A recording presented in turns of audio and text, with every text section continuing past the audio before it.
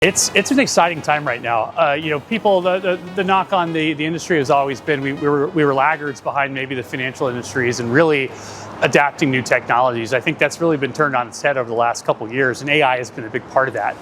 capSpire is a dedicated digital team that really works across as a horizontal across all of our different verticals, all the solutions I mentioned that we work with, and AI has been a real forefront to it. And we have some pretty low-hanging fruit solutions that are out there. Obviously, with the advent of chatbots that are out there, really one of the things that we've seen a lot of early success with is developing a level 1 chatbot. By level 1, I mean just that self-service. I need to ask a question, or I'm trying to connect something into a report. It's taking all that information that you've gained over your implementation of that solution, as well as all the user guides that the vendor gives you, and as well as all of that information that comes from support tickets that you have in those solutions.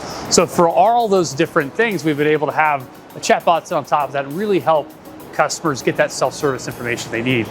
Additional areas as well are, you take certain commodities, there's some very reconciliation-heavy processes that are out there just by nature of the governance around these certain areas.